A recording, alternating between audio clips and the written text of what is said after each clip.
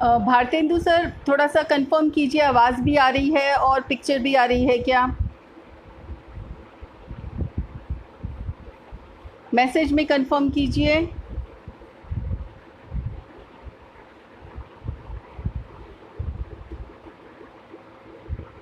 जी, ठीक है।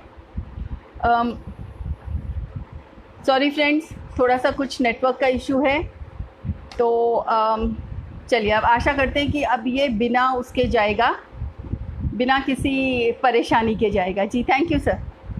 ओके, सो मित्रों, आज हमारी चर्चा का विषय है दिव्यांगजन अधिकार अधिनियम 2016।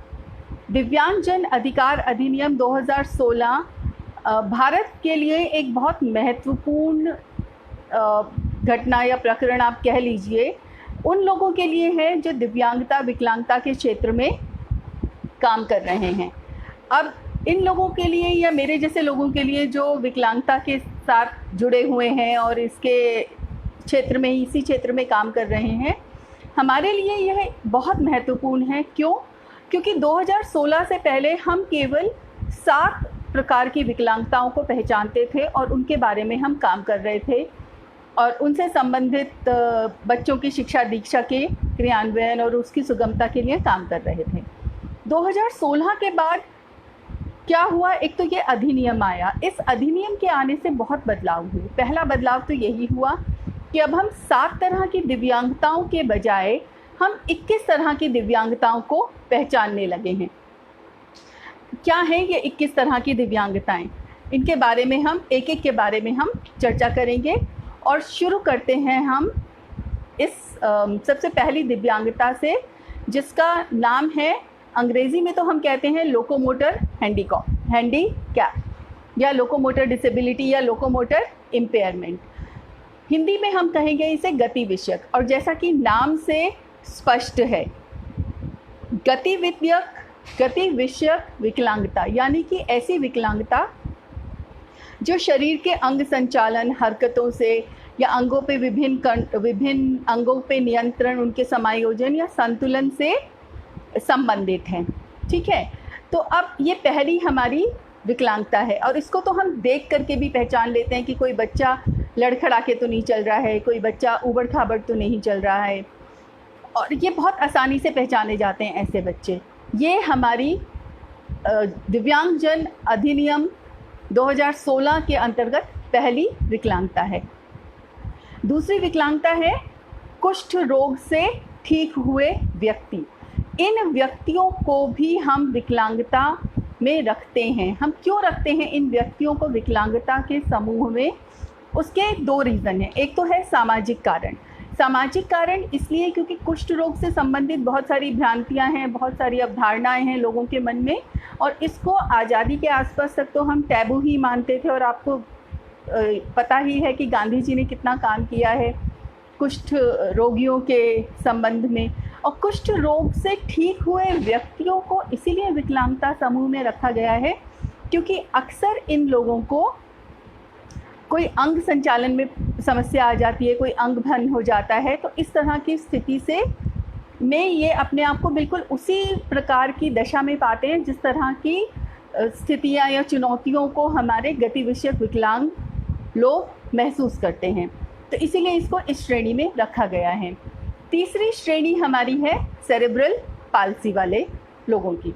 सेरेब्रल पाल्सी का संबंध सीधा हमारे तंत्र से है, क्योंकि मस्तिष्क का जो एक भाग है जिसको हम सेरेब्रम कहते हैं, उसमें कुछ परेशानी जब आ जाती है या कुछ दिक्कत होती है, जो जन्म के समय या जन्म से पहले की जो अवधि है, गर्भावस्था की जो अवधि है, उस अवधि के दौरान अगर कुछ परेशानी आती है विकास होने में, तो उससे ये दशा उपजती है। और इसमें भी क्या होता है, आप कैसे ऐसे बच्चों को पहचान सकते हैं कि इनमें सेरेब्रल पाल्सी है या होने की संभावना है? इसमें भी अंग संचालन से संबंधित समस्याएं आती हैं। ऐसे बच्चों में अक्सर आप देख सकते हैं कि उनको साधारण कुर्सी पर बैठने में भी दिक्कत होती है और उन्हें किसी न किसी का सहारा लेना पड़ता है। उन्हें कूदने में, चढ़ने में या झुकने में भी दिक्कत होती है। झुकने के लिए भी उन्हें किसी का सपोर्ट या किसी का सहयोग की आवश्यकता होती है। इसी तरह से अगर सेरेब्रल पाल्सी वाले बच्चे हमारी कक्षाओं में हैं तो आप पाएंगे कि उन्हें चीज़ों को एक जगह से दूसरी जगह उठा करके रखने में दिक्कत होती है, या उन्हें शौचालय का उपयोग करने में, हाथ धोने में, खाना खाने में चम्मच का इस्तेमाल करने में, या चीज़ों को कागज़ को चिपकाने में, काटने में भी दिक्कत आती है। और ये सारी दिक्कतें ऐसी हैं जो हमारी प्राथमिक शालाओं की क्रियाकलापों का गतिविधियों से संबंधित हैं। तीसरी जो विकलांगता है वो है ड्वार्फिज्म, यानी कि बौनापन। बौनापन और विकलांगता, जी, बौनेपन को भी हमने विकलांगता की श्रेणी में रखा है इस अधिनियम के अंतर्गत। ना बौने लोगों को यह क्यों रखा आखिर हमने विकलांगता की श्रेणी में? इसके भी दो महत्वपूर्ण कारण हैं। पहला कारण तो यही है कि बौने लोगों का अगर आप देखें तो हमारे समाज में स्वीकार्यता शायद बहुत ही कम है। बौने लोगों को जब हम देखते हैं मीडिया में, चित्रण कैसा होता है? बौने लोगों का चित्रण होता है कि या तो उन्हें सर्कस के जोकर की दृष्टि से देखा जाता है, या उन्हें बहुत ही चंट चालाक बना करके नेगेटिव उनका पिक्चराइजेशन होता है, नकारात्मकता की ओर से हम दिखाते हैं उनको कि ये शायद बहुत नकारात्मक प्रवृत्ति के लोग हैं, या ये बहुत ज़्यादा फ़नी हैं। ठीक है, तो समाज में एक तो उनकी स्वीकार्यता नहीं है। दूसरी चीज़, अगर आप अपने ही परिवेश के आसपास नज़र डालें या परिवेश में नज़र डालें, क्या कोई ऐसा व्यक्ति जिसकी हाइट 4 फुट 10 इंच है, ऐसा व्यक्ति अगर आप उसको चाबी दे दें तो क्या वो आपके घर के ताले खोल पाएगा आसानी से, या उसे दिक्कत होगी? क्या ऐसा 4 फुट 10 इंच की हाइट वाला व्यक्ति क्या सीढ़ियाँ आसानी से चल पाएगा? शायद नहीं चढ़ पाएगा। यह भी एक वजह है जिसके कारण बौने लोगों को विकलांगता की श्रेणी में रखा गया। ये 4 फुट 10 इंच मैं क्यों कह रही हूँ? क्योंकि इससे 4 फुट 10 इंच या इससे छोटे हाइट के लोगों को हम बौने लोगों की श्रेणी में डालते हैं। यह परिभाषा है बौनेपन की, जो दिव्यांग जन अधिकार अधिनियम 2016 में स्वीकृत है। तो इस वजह से ये हमारी चौथी श्रेणी है विकलांगता की। पांचवी श्रेणी हमारी विकलांगता की है जिसका नाम है मस्कुलर डिस्ट्रॉफी। ये जैसे कि मस्कुलर मतलब मांसपेशियों से संबंधित है। अब ये मांसपेशियों से संबंधित है तो इसका मतलब फिर से एक बार ये चलने फिरने, अंग संचालन, अंगों पर नियंत्रण, शरीर के विभिन्न हिस्सों पर नियंत्रण, उससे संबंधित ही एक विकलांगता की स्थिति है। छठी जो हमारी प्रकार है विकलांगता की वो है एसिड अटैक्स के से पीड़ित लोग। एसिड यानी अम्ल एसिड है तो केमिकल, पर अगर शरीर के किसी हिस्से पे गिर जाए तो एकदम जलन जैसी स्थिति होती है। तो अब उस स्थिति से गुजरे हुए लोगों के शरीर में भी दाग धब्बे पड़ जाते हैं कई बार, या अंग भंग हो जाता है, या वो अपनी किसी एक क्षमता को खो बैठते हैं अगर बहुत ज़्यादा एसिड शरीर पर गिरे। मेरे मन में इस कैटेगरी को देख करके, इस श्रेणी को देख करके एक विचार ये आता है कि हम क्यों कहते हैं एसिड अटैक के विक्टिम, हम क्यों नहीं कहते एसिड अटैक के सर्वाइवर्स। कौन है ये एसिड अटैक के सर्वाइवर? आपसी दुश्मनी हुई, ठीक है, और ज़्यादातर लड़कियां ही इस मामले में पीड़ित होती हैं या सर्वाइवर होती हैं।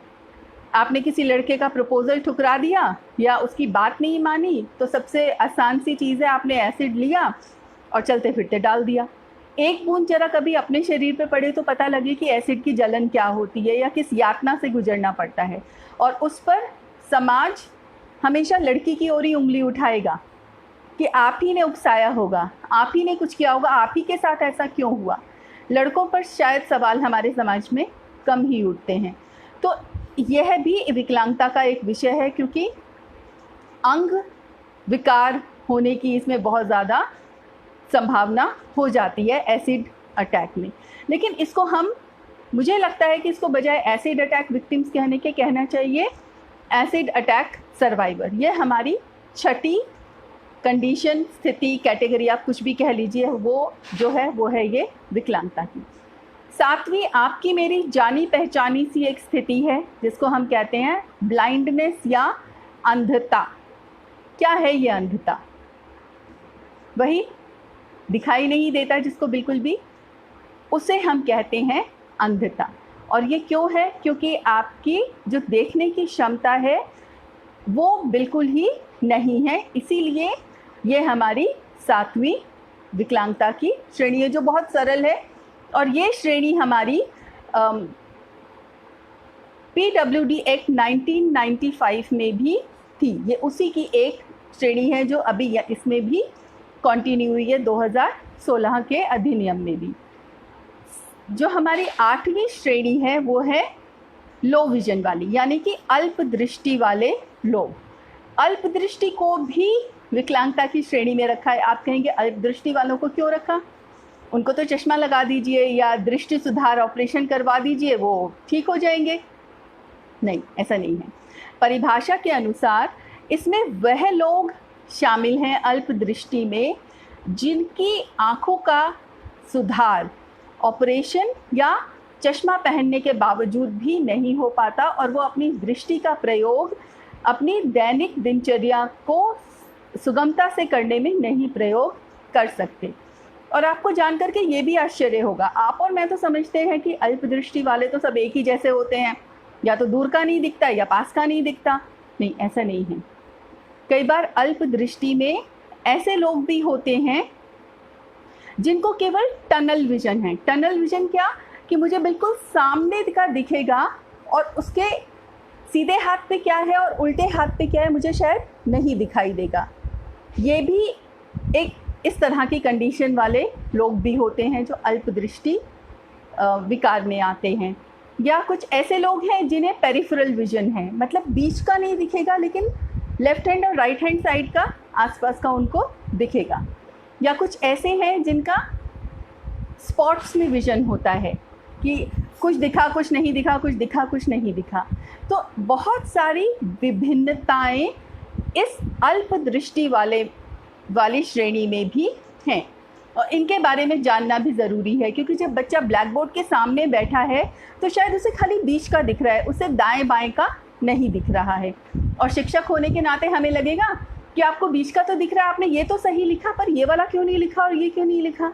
पर अगर शिक्षक को पता है कि ऐसी भी एक दशा हो सकती है विकलांगता की या विकार की, तो वो शिक्षक उसको समझ लेगा और शायद अपनी शिक्षण पद्धति में उनका समावेश करने का भी कोशिश करेगा। ठीक है।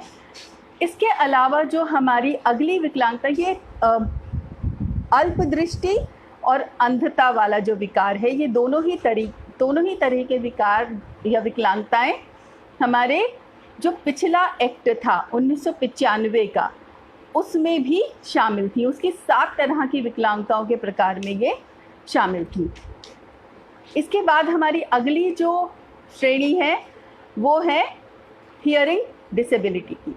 हियरिंग डिसेबिलिटी मतलब श्रवण से संबंधित विकलांगता, यानी कि जिनको सुनाई नहीं दे रहा। ये भी हमारे पिछले अधिनियम से जारी है इस अधिनियम में। इसको भी पहचानना बहुत आसान है, लेकिन कैसे आप बताइए। जब बच्चा छोटा होता है तो हम जब ताली बजाते हैं या जोर की आवाज़ होती है तो बच्चा चौंकता है ना, आवाज़ पर अपनी प्रतिक्रिया देता है। लेकिन अगर यही प्रतिक्रिया ना हो, तो अगर ऐसी प्रतिक्रिया छोटे बच्चे में ना हो आवाज़ के प्रति, तो इसका मतलब यह एक संकेत है कि बच्चे में शायद श्रवण विकलांगता है। श्रवण विकलांगता क्योंकि एक अदृश्य प्रकार की विकलांगता है जिसको महसूस किया जा सकता है, लेकिन अगर आप देखेंगे तो देख करके आप नहीं बता सकते कि इस व्यक्ति में श्रवण विकलांगता है या इस बच्चे में श्रवण विकलांगता है। और आजकल तो आप और मैं सब हियरिंग एड लगा करके घूम ही रहे होते हैं। ये देखिए ढक्कन कान का, है ना। तो और हियरिंग एड्स भी आजकल इतनी तरह की उपलब्ध हैं कि वो कान के अंदर भी लग जाती हैं और हमें पता नहीं लगता। तो वो जो व्यक्ति इसको इस्तेमाल भी कर रहा है वो हियरिंग एड के बावजूद भी बहुत अच्छी तरह से, सामान्य तरह से तो शायद नहीं सुन पाते हैं। कुछ कमी बेशी उसमें रह जाती है, लेकिन हाँ सुन पाते हैं और सुन करके अपना काम चला लेते हैं। ऐसे लोग जिनमें पूरी तरह से हियरिंग इम्पेयरमेंट या कंप्लीट डेफनेस ना हो। ठीक है, अब अगली जो विकलांगता है हमारी वो है स्पीच एंड लैंग्वेज, यानी वाणी और भाषा से संबंधित। वाणी और भाषा से संबंधित यहाँ ये भी एक विकलांगता होती है। अच्छा, मैं आपको एक स्थिति देती हूँ। आप चलिए मान लीजिए आप यहाँ से फ्रांस में चले गए, अब और आपको फ्रेंच नहीं आती है या स्पेनिश नहीं आती या वहाँ की बोली जाने वाली भाषा नहीं आती, तो आप क्या करेंगे, कैसे संवाद करेंगे? आपको खाना खाना है, वेज खाना है और उसने आपको नॉन वेज दे दिया, तो कैसे बताएंगे? ये भाषा, उस स्थिति में आपको लगेगा कि आप शायद भाषा विकलांग हैं, क्योंकि ना आप अपनी बात समझा पा रहे हैं ना सामने वाले की बात समझ पा रहे हैं। लेकिन अगर यही विकलांगता आपके वोकल कॉर्ड्स में कोई प्रॉब्लम नहीं है, उसके बावजूद हो रही है और आप अपने आप को असहज महसूस कर रहे हैं, तो सोचिए अगर आपके वोकल कॉर्ड्स में कोई प्रॉब्लम है और आप उसकी वजह से नहीं बोल पा रहे हैं, साफ स्पष्ट उच्चारण नहीं कर पा रहे हैं या अपनी बात को नहीं समझा पा रहे हैं मौखिक रूप से, तो हम कहते हैं कि ये स्पीच एंड लैंग्वेज से संबंधित डिसेबिलिटी है। इसको बहुत आसानी से आप ये पहचान सकते हैं कि बच्चा अपनी बात कह ही नहीं पा रहा है, और इसमें कई बार हकलाने की, तुतलाने की जो स्थिति है छोटे बच्चों की, अगर वो बड़े होने तक जारी रहे, कंटिन्यू रहे, तो हम कहते हैं हाँ इम्पेयरमेंट तो है पर इसकी डिग्री इतनी सीवियर नहीं है। ठीक है, ये 10वीं हमारा विकलांगता का प्रकार था। 11वां प्रकार इंटेलेक्चुअल डिसेबिलिटी का है, जो बुद्धिमत्ता से संबंधित हैं या जो हमारी मानसिक क्षमताएं हैं उनसे संबंधित हैं। इंटेलेक्चुअल डिसेबिलिटी को अभी तक हम मानसिक मांद्यता के नाम से पहचानते आए हैं। ये मानसिक मांद्यता क्या है? मानसिक मांद्यता वो स्थिति है, या मेंटल रिटार्डेशन हम इंग्लिश में इसको कहते रहे हैं, कि आपका शरीर तो बड़ा होता जा रहा है आपकी उम्र के हिसाब से, शारीरिक उम्र के हिसाब से, लेकिन जो आपका दिमाग है वो आपके शरीर या उम्र के हिसाब से विकसित नहीं हो रहा है। ऐसा क्यों? क्योंकि हो सकता है जन्म के समय या आनुवांशिक तौर पर कहीं विकास में कुछ परेशानी हुई हो, जिसकी वजह से आपका मानसिक विकास आपके शारीरिक विकास के समतुल्य नहीं है। ऐसे बच्चे अगर बहुत सीवियर कैटेगरी के होते हैं तो ज़्यादातर हम उन्हें होम बेस्ड एजुकेशन में रखते हैं, यानी कि ऐसी शिक्षा प्रणाली जो वैकल्पिक है, जिसमें बच्चे को विद्यालय में नहीं आना है, बल्कि विद्यालय का कोई शिक्षक, वो विशेष शिक्षक हो सकता है, सामान्य शिक्षक हो सकता है, सामाजिक स्वयंसेवक हो सकता है, वो घर जाकर के माता पिता की सहायता से बच्चे को शिक्षा देने का प्रयत्न करते हैं, और इसमें दैनिक जीवन कौशल से जुड़ी शिक्षा सर्वोपरि है, क्योंकि हमारा शिक्षा का उद्देश्य सभी के लिए यही है ना, कि सभी अपने आप स्वतंत्र स्वायत्त रूप से काम करें। तो वही उद्देश्य हमारा इन बच्चों के लिए भी है जो इंटेलेक्चुअल डिसेबिलिटी वाले हैं। अब मानसिक मांद्यता वाले बच्चों के साथ सामाजिक तौर पर देखें तो जुड़ा हुआ है कि ये तो पागल है, इसे तो कुछ समझता नहीं है। इस तरह के शब्दों का इस्तेमाल किया जाता है, जो बहुत आदर सूचक शब्द तो नहीं ही हैं। इन शब्दों से हमें बचना होगा, शिक्षक होने के नाते और इंसान होने के नाते सबको आदर देना जरूरी है। ये हमारी 11वीं विकलांगता है, जिसको हम कहते हैं intellectual disability. Mental retardation term जो हम पहले इस्तेमाल करते थे वो शायद बहुत ज़्यादा सम्मान सूचक या आदर सूचक नहीं थी, तो इसीलिए हमने इसको बदल करके इंटेलेक्चुअल डिसेबिलिटी, जो शायद थोड़ा सा सुनने में भी अच्छी लगती है, शब्दों का हेर फेर है, तो ये हमारी 11वीं तरह की विकलांगता है।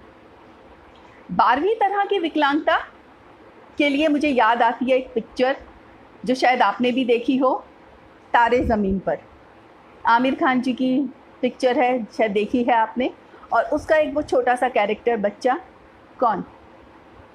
याद आ गया आपको? जी, वही।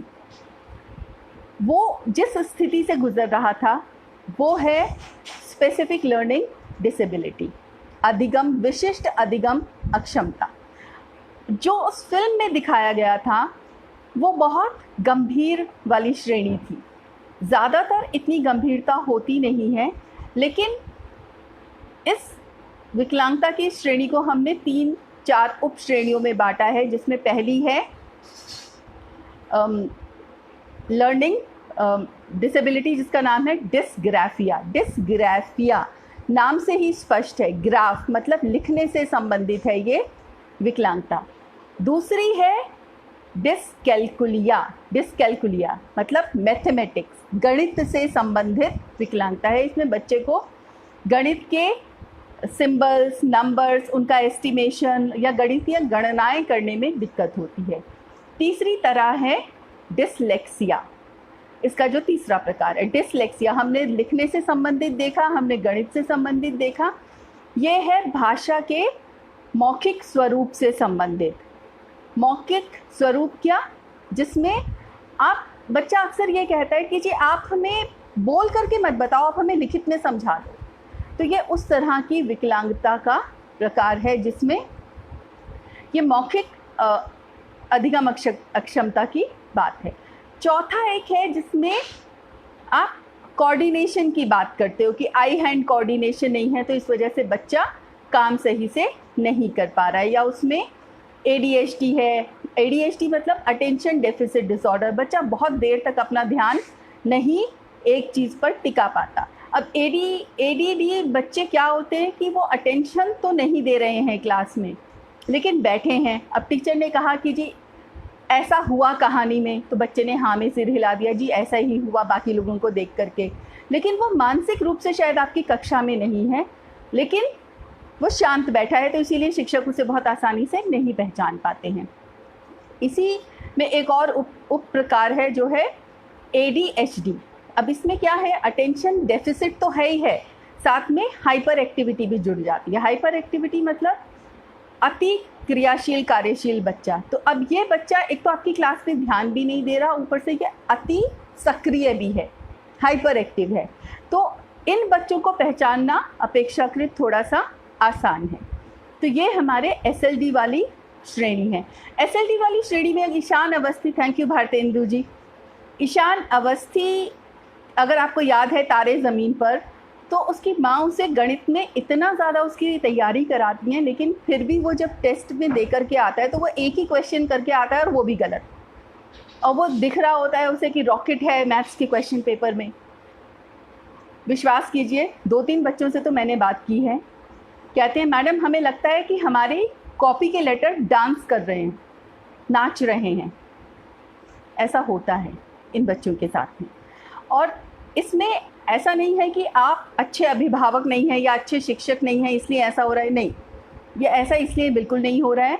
इसके पीछे भी न्यूरोलॉजिकल कॉजेज़ हैं, कारण हैं, और इस पर अभी शोध चल रही है। तो अभी बहुत एकदम दृढ़ता से ये नहीं कहा जा सकता कि अधिगम अक्षमता इस कारण से होती है या इस कारण से होती है। हाँ, लेकिन न्यूरोलॉजिकल कारण है, ये हमें स्पष्ट है। इस पर अभी और शोध चल रहा है कि ये होती क्यों है। और अगर आप देखें तो बच्चे की कॉपी में अगर आप काम देखें तो उसमें गलतियां बहुत होती हैं। एक ही स्पेलिंग को, अगर उसे एक ही शब्द को एक पेज में 10 जगह लिखना है तो हो सकता है उसने 7 नई स्पेलिंग्स के साथ लिखा हो। उसके बच्चे के जो अक्षर हैं लाइनों के बीच में शायद ना हो, बहुत ज़्यादा बड़े हों या बहुत ज़्यादा छोटे हो सकते हैं, या वो रिवर्स राइटिंग करता है, मिरर राइटिंग करता है। Mirror writing as a teacher बहुत आसान है मुझे कह देना कि जी मिरर राइटिंग करता है, आप ज़रा लिख करके तो देखिए, अपना ही नाम लिखिए चलिए मिरर इमेज में। बहुत मुश्किल है, आसान नहीं है, लेकिन ये बच्चे कर रहे हैं। तो इसका मतलब कहीं ना कहीं दिमाग में जिस तरह से जानकारी जानी चाहिए और उसकी प्रोसेसिंग होनी चाहिए, वहाँ कुछ दिक्कत है। जानकारी जा तो रही है, प्रोसेसिंग भी हो रही है, लेकिन शायद आउटपुट सही नहीं आ रहा है, क्योंकि प्रोसेसिंग की जो प्रक्रिया है उसमें कहीं परेशानी है। तो ये बच्चे डिफ़िकल्ट काम भी कर रहे हैं अगर ये मिरर राइटिंग करते हैं। फिर प्लस इनको स्पेलिंग्स में कई बार दिक्कत होती है, लेटर्स में कन्फ्यूजन होता है। लेटर्स कैसे? जैसे आप देखें, हिंदी की अगर मैं बात करूं तो च और ज में कन्फ्यूजन हो सकता है, व और ब में कन्फ्यूजन हो सकता है, प और त में कन्फ्यूजन हो सकता है। और इंग्लिश के तो बहुत अच्छे से उदाहरण हैं, जैसे बी और डी में, यू वी में कन्फ्यूजन हो सकता है। प्लस जब ये बोलते हैं तो अगर डिस्लेक्सिया है तो वो बोलने में भी कतराएगा बच्चा, अपने आप को अभिव्यक्त नहीं कर पाएगा बोल करके। और अगर उसको डिसग्राफिया है तो वो लिखने के काम से बच्चा हमेशा बचेगा, उसकी कोशिश होगी कि मुझे लिखना नहीं पड़े। क्यों? क्योंकि उसकी दिक्कत ही लिखने से संबंधित है। और अगर आपकी क्लास में या आपके आसपास कोई ऐसा बच्चा है जो भाषा संबंधित विषयों में तो अच्छा कर रहा है लेकिन गणित में बहुत मुश्किल से पास हो रहा है, तो शायद उसको डिस्कैल्कुलिया हो सकता है। मैं बार बार कह रही हूँ, हो सकता है। हो सकता है का मतलब ये कि आप बहुत दृढ़ता से नहीं कहेंगे कि इसको ये चीज़ है, आप लेबल नहीं करेंगे, आप बच्चे के माथे पे चेपी नहीं चिपकाएंगे कि जी तुम ऐसे हो। क्यों? क्योंकि लेबल्स तो मटेरियल चीज़ों के लिए हैं, आप रखिए ना उन्हें अपनी सामान पे चिपकाने के लिए, बच्चों के माथे पे हम क्यों लगाएं?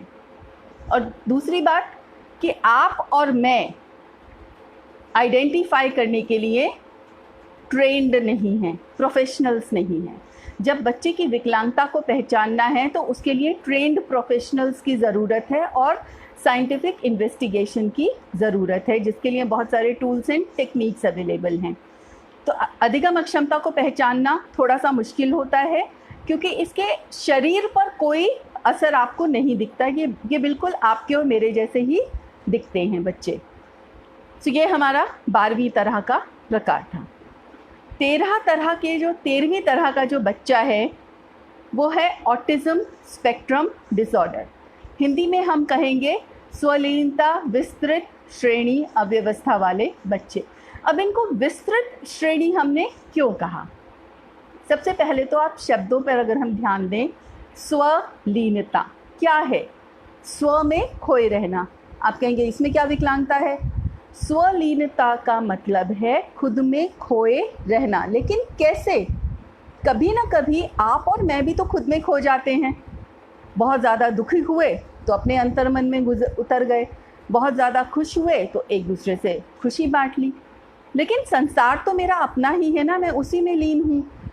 लेकिन स्वलीनता को विकलांगता इसलिए माना है क्योंकि इसकी डिग्री बहुत हाई है। स्वलीनता वाले बच्चे बेसिकली वो हैं जो अपने ही संसार में, अपनी ही दुनिया में खोए तो रहते हैं और इस हद तक खोए रहते हैं कि उन्हें लगता है कि बस मेरी दुनिया इतनी सी है जो मुझे दिख रही है, मेरे आसपास जो है बस। और इस उनके आसपास का जो दायरा है, कभी कभी तो उसमें उनके माँ बाप, भाई बहन भी शामिल नहीं होते। अब आप इसको देखें तो व्यवहार में कैसे झलकेगी ये विद्यार्थियों के व्यवहार में ऐसे झलकती है कि अगर विद्यालय ने कोई सर्कुलर दिया है कि घर जाके पेरेंट्स से शेयर करना, तो बच्चा कहता है, ये इस तरह के बच्चों को लगता है क्योंकि ये अपनी दुनिया में हैं, ये जान के नहीं कर रहे हैं, इन्हें लगता है मुझे पता है तो पूरी दुनिया को पता है। क्यों? क्योंकि उनकी दुनिया तो उतनी ही है ना, छोटी सी सीमित दायरे में। स्वलीन, खुद में ही तो लीन है, खुद की ही दुनिया में, दुनिया की उधेड़-बुन में है। एक तो खुद में लीन है, फिर दूसरा जो हमारे आसपास पंखे की आवाज़ है, एसी की आवाज़ है, टीवी चल रहा है, कंप्यूटर चल रहा है, मोबाइल की वाइब्रेशन है, इन सब की एक अपनी अपनी ध्वनि तरंग है। कई बार ये बच्चे अति संवेदनशील होते हैं इन तरंगों के प्रति। तो आप ये सोचो, 24 घंटे आप ऐसी जगह पे रह रहे हो जहाँ पर लकड़ी का काम हो रहा है और रोज़ 24 घंटे ठक ठक की आवाज़ आ रही है, आप परेशान हो जाओगे ना। शायद ऐसी ही कुछ स्थिति इनकी इन तरंगों के कारण होती है, इन बच्चों की 24 घंटे सप्ताह के 7 दिन इन सारी संवेदनाओं से गुजर रहे हैं, झुंझला भी जाते हैं, लेकिन फिर भी पढ़ना चाहते हैं, इसीलिए हमारे विद्यालयों में हैं। और हम, क्योंकि हम जानते नहीं हैं ना इस विकलांगता के बारे में, अनभिज्ञ हैं इनके बारे में, तो हम क्या कहते हैं, ये तुम जान के कर रहे हो, दिखते तो अच्छे खासे हो, क्योंकि न चेहरे पे कुछ दिखता है, न शरीर के किसी अंग में कुछ दिखता है। अदृश्य प्रकार की विकलांगता है स्वलीनता, और इसको विस्तृत श्रेणी की हम क्यों कहते हैं? हम इसलिए कहते हैं इसको विस्तृत श्रेणी की क्योंकि विकलांगता वाले, इस तरह की विकलांगता, स्वलीनता वाले कोई भी दो बच्चे एक जैसे नहीं होते हैं। एक विकलांगता वाला, एक स्वलीनता वाला बच्चा हो सकता है कि गणित में बहुत अच्छा हो, दूसरा हो सकता है भाषा में बहुत अच्छा हो, तीसरा हो सकता है उसमें कोई और टैलेंट हो, लेकिन ये तीनों ही बच्चे अपनी जानकारी को दिन प्रतिदिन के जीवन से शायद न जोड़ पाएं। इसीलिए इन्हें कहते हैं विस्तृत श्रेणी वाली अव्यवस्था वाले बच्चे, क्योंकि ये अलग हैं, बिल्कुल अलग हैं। और एक ही बच्चे में हो सकता है कि उसको गणित के नंबर तो याद हैं, 1 से 100, 1000, लाख तक का आपको सुना देगा, पर आप उससे कहो कि मुझे 5 नोट गिन के दे दो या 5 संतरे दे दो या 5 आलू निकाल लो, तो वो इस जानकारी को, जो अपनी जानकारी है गणित के नंबर की, वो उसको दिन प्रतिदिन के व्यवहार से शायद न जोड़ पाए। एक इस तरह की समस्या भी है। फिर प्लस ये जो स्वलीनता वाले हमारे बच्चे हैं, ये भाषा को लिटरल रूप में समझते हैं, शाब्दिक अर्थ में समझते हैं। अगर टीचर ने कहा कि मैं तुमसे गुस्सा हूँ, तुमसे कभी बात नहीं करूँगी, तो सामान्य आप और मैं तो सोच ही लेंगे कि चलिए ठीक है, कोई बात नहीं, आज गुस्सा है, कल बात कर लेंगी आराम से। लेकिन स्वलीनता वाले बच्चे क्योंकि भाषा को शाब्दिक रूप में समझ रहे हैं, तो उन्हें लगेगा कि नहीं, ऐसा तो हो ही गया, बस अब टीचर मुझसे हमेशा गुस्सा रहने वाली हैं। ठीक है, तो एक ये भी इनका एक सिम्टम है। फिर प्लस इनको भाषाई अभिव्यक्ति में भी बहुत दिक्कत है, ये जोक नहीं समझ पाते हैं, ये अव्यक्त हाव भाव जो हमारी बॉडी लैंग्वेज है उसको नहीं भांप पाते हैं, ये नहीं समझ पाते कि मेरा वो दोस्त जिसके घर में हमेशा जाता हूँ और वो हंसी खुशी मिलता है, आज वो उदास है तो इसका मतलब कोई परेशानी होगी उसको, ये नहीं समझ पाते हैं। इन्हें लगता है रोज़ तो हमारा चाय बिस्किट से स्वागत होता है, आज क्यों नहीं हो रहा है? तो वो जांच ही नहीं पाते, वो भांप ही नहीं पाते माहौल क्या चल रहा है। इसीलिए इन्हें सामाजिक सामंजस्य स्थापित करने में बहुत दिक्कत होती है। और शिक्षकों के लिए तो यह जानना भी बहुत ज़रूरी है कि अगर बाकी बच्चे स्वलीनता वाले बच्चे की शिकायत कर रहे हैं, तो इसका एक अर्थ सीधा सीधा यह है कि स्वलीनता वाला बच्चा बाकी बच्चों को के व्यवहार से इतना त्रस्त हो गया है कि अब उसने प्रतिक्रिया देना शुरू कर दिया है। ठीक है, तो ये अगर बाकी बच्चे उसकी शिकायत कर रहे हैं, तो इसका मतलब ये है कि शिक्षक को अब थोड़ा और चौकन्ना होना पड़ेगा। स्वलीनता वाले विषय पर इतना ज़्यादा बोलना इसलिए ज़रूरी था क्योंकि यह एक ऐसी अदृश्य सी विकलांगता की दशा है जिसके बारे में कई बार हमारे स्पेशल एजुकेटर्स भी, विशेष शिक्षक भी कंफ्यूज हो जाते हैं, और सामान्य शिक्षक को तो शायद इसके बारे में पता ही नहीं होता। तो इस तरह की, और ये एक नई प्रकार की विकलांगता है जो दिव्यांगजन अधिनियम 2016 में पहली बार जोड़ी गई है। अच्छा, शायद यहाँ पर थोड़ा सा कन्फ्यूजन है, ये मैं आपको बताती हूँ चेक करके भी कि ऑटिज़म पहली बार जुड़ा है या पीछे से आ रहा है। नहीं, पहली बार जुड़ा है, thank you, sorry about that. Okay, तो ये पहली एक नई विकलांगता यहाँ पर हमने जोड़ी इसमें अधिनियम में। अच्छा, 14वीं तरह की जो 14th कैटेगरी जो है वो है हमारी मेंटल इलनेस। अब मेंटल इलनेस क्या है? मानसिक बीमारी। आपने सुना होगा कोई हताशा में है, कोई निराशा में है, कोई डिप्रेशन में है, तो ऐसे लोगों को अभी तक हम नहीं जानते थे कि ये भी एक तरह की बीमारी है या विकार है। बहुत चर्चित केस है सुशांत सिंह राजपूत का, डिप्रेशन है कि सुसाइड है कि क्या है, अभी तक चल ही रहा है खोजबीन, जांच पड़ताल। लेकिन ये भी एक बीमारी है, ये भी एक दशा है जिसको स्वीकारना ज़रूरी है। आपका कोई दोस्त कहे कि जी मैं बहुत परेशान हूँ और मैं मनोचिकित्सक के पास जा रहा हूँ, तो हमारे समाज में तो अभी भी इसकी स्वीकारता नहीं है। हम कहेंगे अच्छा क्यों, तुम्हारे घर में कोई सपोर्ट नहीं करता क्या, या तुम्हारे पास कोई दोस्त नहीं है जिससे तुम अपनी परेशानी बांट सको? ऐसा नहीं है। मेंटल इलनेस को समझने संभालने के लिए भी हमें विशेषज्ञों की आवश्यकता होती है। इसीलिए मेंटल इलनेस की को स्वीकारता मिल जाए, इसीलिए इसको इस अधिनियम में रखा गया है।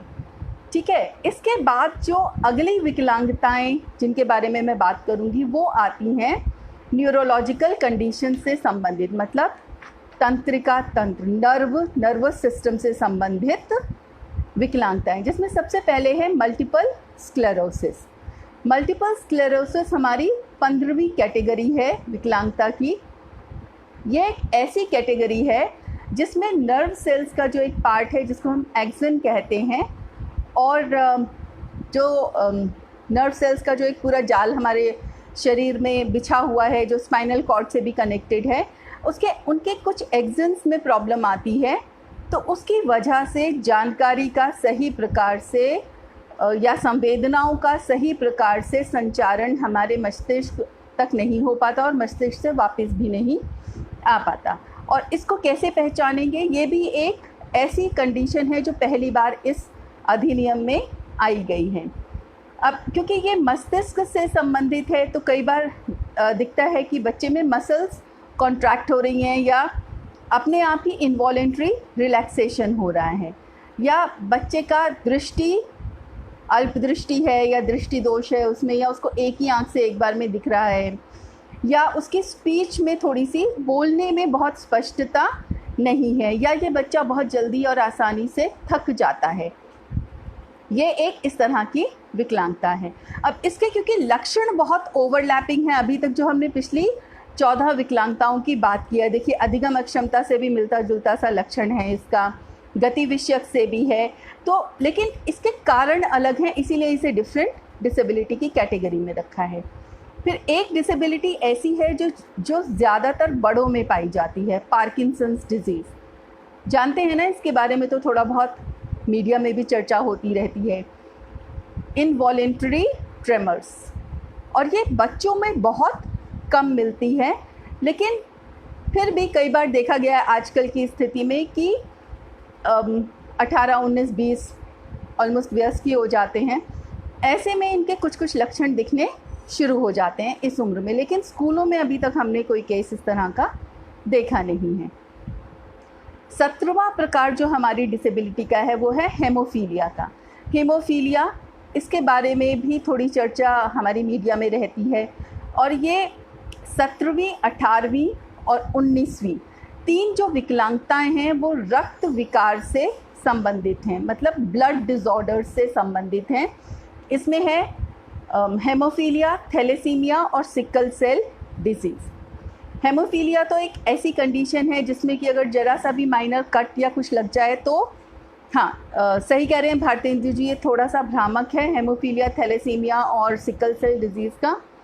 लेकिन इसमें बेसिकली यही है कि अगर मैं थोड़ा सा अंतर करने की कोशिश करती हूँ इसमें।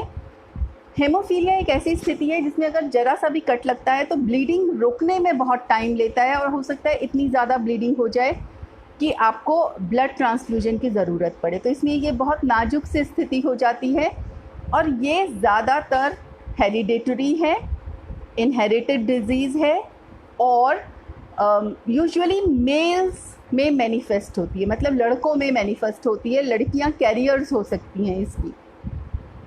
दूसरी है थैलेसीमिया, इसी से रिलेटेड, ये हमारी 18वीं कैटेगरी है। वैसे तो 18वीं कैटेगरी जो थैलेसीमिया है ये भी एक ब्लड डिसऑर्डर है। ये ब्लड डिसऑर्डर ऐसा है जिसमें बच्चे को ब्लड ट्रांसफ्यूजन की ज़रूरत पड़ती है। ये भी इनहेरिटेड डिसऑर्डर है। मैं डेफिनेशन पढ़ देती हूँ इसकी। It means a group of inherited disorder characterised by reduced और एब्सेंट अमाउंट ऑफ हेमोग्लोबिन। तो अब अगर हेमोग्लोबिन कम है तो बच्चा थकान महसूस करेगा, चेहरा पीला दिखेगा उसका, और वो हमेशा उसका जो यूरिन है वो बहुत डार्क कलर का होता है। तो और इस बच्चे को अक्सर हॉस्पिटल आना जाना पड़ता है। ये भी एक नई तरह की विकलांगता है जो इस अधिनियम में जोड़ी गई है। 19वां प्रकार है हमारा सिकल सेल डिजीज़ का। सिकल सेल डिजीज़ सेल से, कोशिकाओं से रिलेटेड है।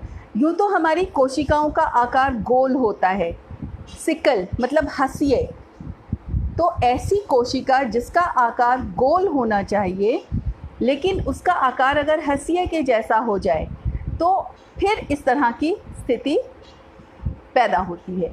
और इसमें भी एनीमिया है या बहुत दर्द हो रहा है शरीर के किसी अंग में, या क्योंकि अब रक्त से संबंधित है और रक्त कोशिकाओं का अगर आकार प्रकार ठीक नहीं है तो आप देखिए फिर पूरी की पूरा शरीर में ही परेशानी आनी शुरू हो जाती है।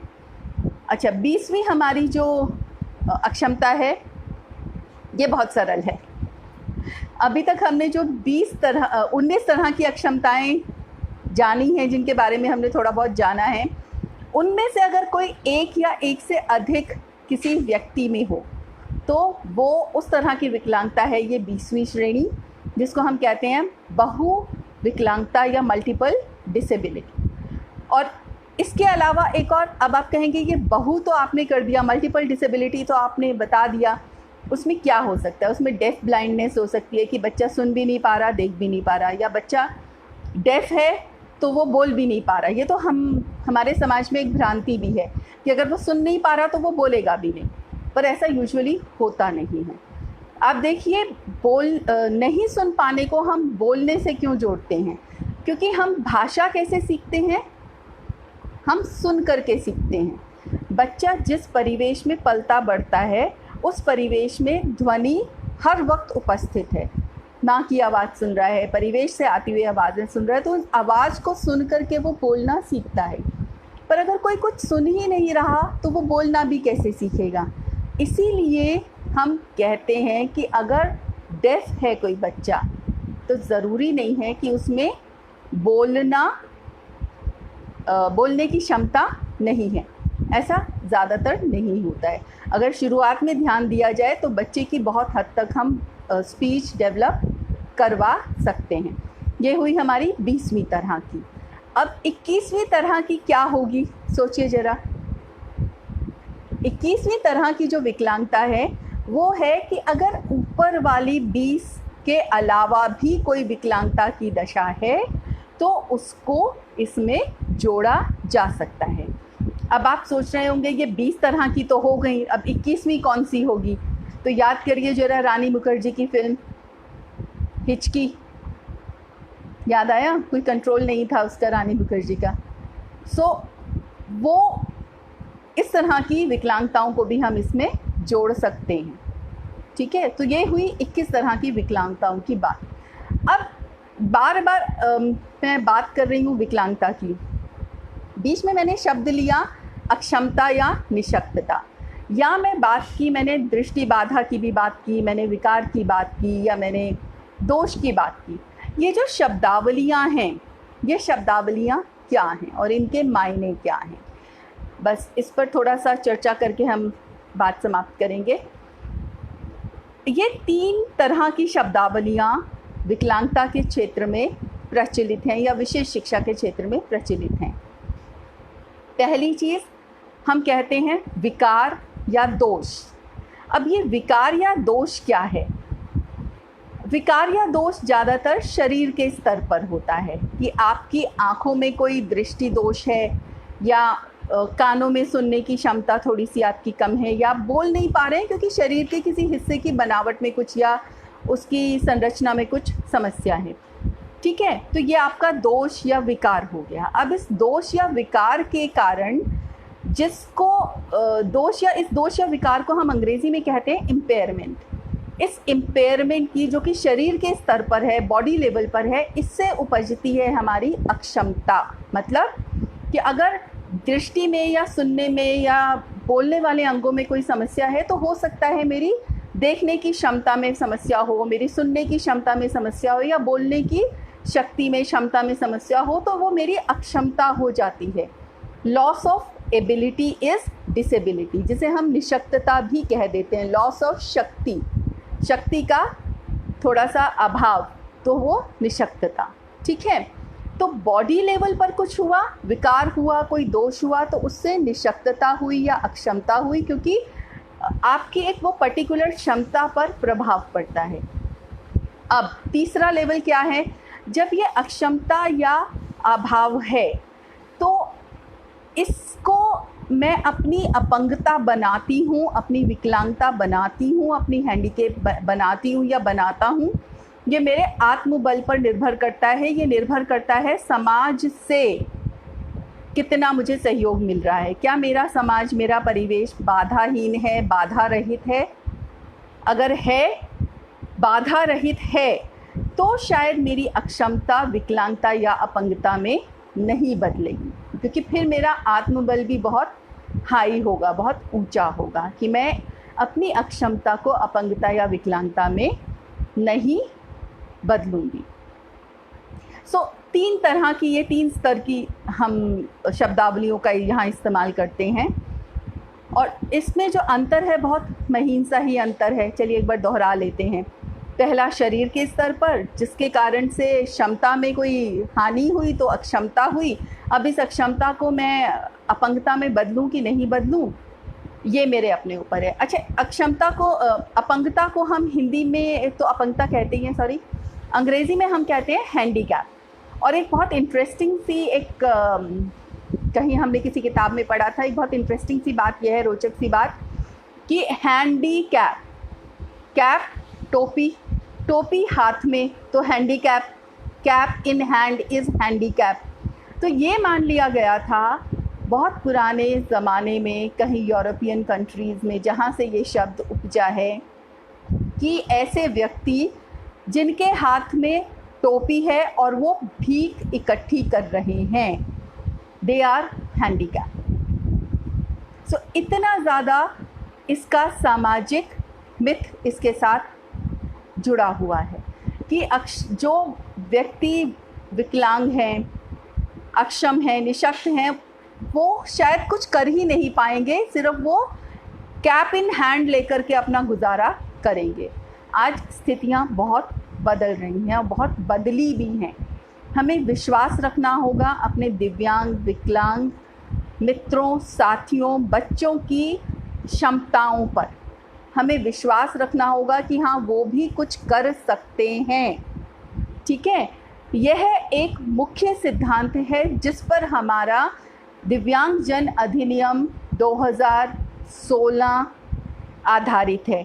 इसके मूल रूप से 8 सिद्धांत हैं। इन 8 सिद्धांतों पर विस्तार से चर्चा हम किसी और दिन करेंगे, क्योंकि बहुत समय लगेगा उसमें। अभी जी, भारतेंदु जी ने एक प्रश्न यहाँ पर पूछा है, दिव्यांगता। दिव्यांगता के बारे में क्या कहा जाए? यह बहुत नया एक शब्द है जो अभी रिसेंटली जुड़ा है इस क्षेत्र से, क्योंकि हमारे माननीय प्रधानमंत्री जी ने किसी मंच पर इसका इस्तेमाल किया था। अब दिव्य मतलब डिवाइन, अंग्रेज़ी में मतलब एक ऐसा अंग जिसका देवों से सीधा संबंध है। ऐसा अंग जो दिव्य है, दिव्य का मतलब हम अगर अपने, मैं हिंदी से जोड़ करके देखूं तो ऐसा अंग जिसमें दिव्य शक्तियां हैं, तो तभी तो वो दिव्यांग हुआ। तो अब अगर मैं कहूँ मैं दृष्टि दिव्यांग हूँ, तो इसका मतलब तो ये हुआ कि मेरी दृष्टि ऐसी है कि मुझे बहुत कुछ दिखता है, तभी तो मेरी ये दृष्टि दिव्य। शायद मेरी संजय वाली दृष्टि है कि मैं एक जगह बैठकर दूसरी जगह की बात देख लूँ, ऐसा नहीं है। पर हाँ, क्योंकि अब ये शब्द चला हुआ है और स्वीकृत है हमारे अधिनियम में भी, तो हम कह देते हैं दिव्यांग। सो यहीं पर बात समाप्त करना चाहूँगी। अगर कोई प्रश्न है, कोई सवाल है तो आप पूछ सकते हैं। और भारतेंदु जी का शुक्रिया करना चाहूँगी कि उन्होंने हिंदी में बोलने के लिए प्रोत्साहित किया। शायद आज तक का मेरा पहला इतना लंबी बातचीत है जो हिंदी में हुई है।